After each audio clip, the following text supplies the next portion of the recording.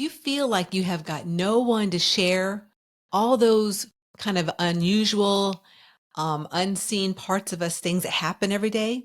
Then you're going to love this episode because we're going to talk about creating your spiritual soundboard. Sounds great. Welcome back to another episode of Enthusiastically Spiritual. And this is our spiritual tip number 4. Spiritual tip number 4. Making spirituality practical. Making spirituality very practical. And I think I have a parrot in the room today. So, this topic really came to me recently because for years I have had people sporadically in my life that I've been able to really share all the weird things that I was going through. And then I also had family that didn't get it at all and looked at me like I was a deer in headlights, right? So recently I've had a lot of people, not only at metaphysical fairs and expos over the last couple of years, but close people connect with me about things that have gone on energetically around them, things they've picked up on, and what does that sound like to me. So really creating a soundboard and having that in your life for myself and for others is it's a great way to create that space that you really have freedom to share with others. So how do you work with having your spiritual soundboard, Tom?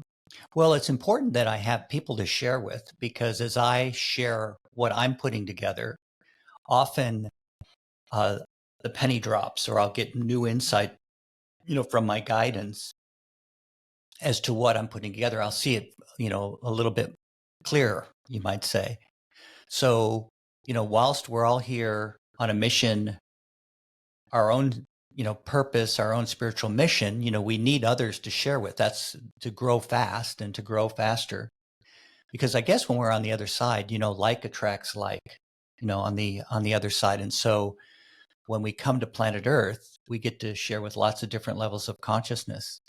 And it may be frustrating sometimes because, we don't connect with people, or we don't connect with particularly like our loved ones or our family members. I have to have a lot of respect for where people are at and not have high expectations that everybody's going to connect with me at the same, wavelength. And, dare I say it, even in a marriage situation like we have, where we're both very spiritual people, or we're very spiritual aware, Teresa's got her strengths, I have my strengths, and sometimes they're a little different. And we also have our areas where we're learning and growing. But if I always share from that perspective that I'm going to share what I feel, as long as I have somebody I can share what I feel, and really they allow me to articulate that, no matter what I'm feeling, then, I need that. So, I think sometimes it's inappropriate, to share certain things with people that you work with, or that you are in your family. But it's really important to have a sounding board. Yeah, and that's really all they are. I think a sounding board's a great word that you came up with. I know, it was like it just came out of the blue this morning. And then I was like, yeah, that happens. I'm a sounding board to quite a few people, and they are to me also. So like what Tom was mentioning about sometimes in our families or in our close knit group, we may not understand, or they may not understand what things we're experiencing, or you're not understanding things they're experiencing. So really having or creating a space where you can invite in, or even like, hey, that word manifest, right? I mean, like attracts like energetically. So manifesting in people that get you, people that no matter what comes out of your mouth and no matter what weird things you can share with them. So something that was popping in my mind as Tom was sharing is that in my book, The Soulquake Survival Guide, I share all kinds of experiences that I've had throughout my life where spirit showed up and I didn't know what it meant. I didn't know why that was happening. And I share these experiences in my book because I want people to understand and also it to resonate with others that, oh my God, I've had that happen too. And I'm not crazy. I'm not weird. It's part of the spiritual part of who I am. So That's why I shared a lot of those stories in the book, because of the fact that I really want it to resonate with people, as well as, of course, supporting them moving through a soul quake and, understanding how to work with the spiritual part of who you are, Hmm. but really resonating with that. No matter all these weird things that happen or people perceive them as weird, they're not. It's just another realm of what we are all working with while we're here in this dimension. Yeah, I found that, as I put things together for myself, as I begin to discern, what I'm feeling, or I'm learning from my experiences and opportunities, that when I share that with others, like I say, I usually get more insight to clarify it even further. And they may share something with me that I go, oh, wow, I like that angle on it too. Yeah. So Mm. that's really helpful. I like the idea of a sounding board, because really it's me that's doing the learning. I accept things when the penny drops for me. You know, it's never somebody telling me as much as I'm sharing, I'm outflowing. But that sounding board, it kind of echoes back to me. And that's what, gives us a more full experience. Yeah, and I guess also, it seems that like a lot of things can be a sounding board for you, listeners. So if you don't necessarily have people, I'm thinking too, like even a podcast like this, where Mhm. you hear things on a podcast that may go, wow, I had no idea that other people experience that. Or like I shared with my book, reading books, reading or going to an event where you are experiencing other, what other people are going through, and you also having that experience. So there's all kinds of ways to really be creative with your sounding board whenever you create it. Hey, it's a lot of creates.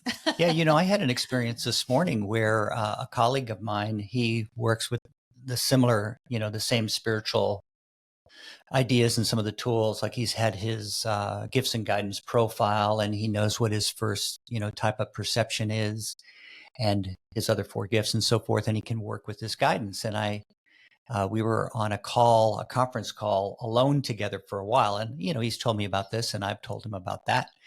And I said, yeah, it's funny. Now that you're the only one on board, I'll tell you, I have a key word for my guidance today, participate. Because he said, what's the word of the day, Tom? And unconsciously, he's so sensitive, he doesn't know how to, he hasn't worked with keywords as much, I can tell. But I thought, oh, let me share that with you. And I said, what that usually means to me is that, I just have to show up. Like the old quote, 90% of success is showing up. I think it's attributed to Woody Allen. I don't know if he really said it, but it's kind of a neat quote. So I told him what participate meant to me, which is, just show up. This is all part of your experience today, is going to help lead to the success you want. And then a third fellow jumped on the conference call. So during the call, he said, "Oh, by the way, Tom, I need to reach out to you. I've reached out to you. I've got a message for you, and you hadn't responded." And so I go, "Oh, okay. I didn't see that." So after the conference call was over with, I reached out to him and I said, "Okay, well, oh, by the way, what was the message? I don't see one here." And he goes, "I have some leads for you in your state." So to me, that was participating in the call in the day, and all I had to do was show up and get some leads. Now, it's not a big thing, but it's a step in the right direction. So it's great to be able to share those kinds of things with people.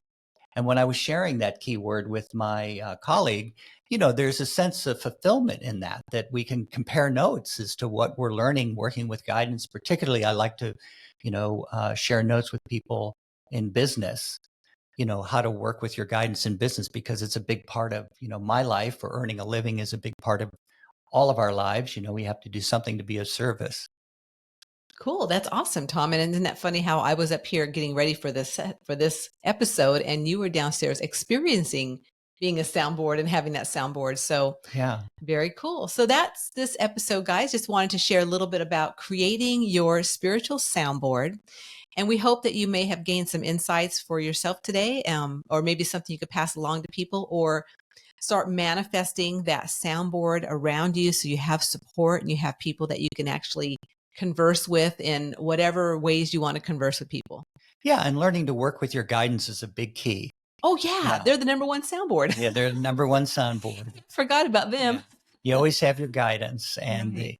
they always offer perspective to me that I must admit it's not always what I expect, but I always find it a very healing or eye-opening, kind of insight into situations. So, if you're interested in learning about how to work directly with your guidance, just look at the show notes. You can book a time with us or a discovery call if that's something like you'd like to chat about for a few minutes beforehand. Sounds great, Tom. So I guess thanks everyone for listening into this mini morsel episode. And until next time, just remember that Life is too short not to be enthusiastic about your unique journey. Hey everyone, for a spiritual perspective that you won't find anywhere else but right here, please make sure you subscribe.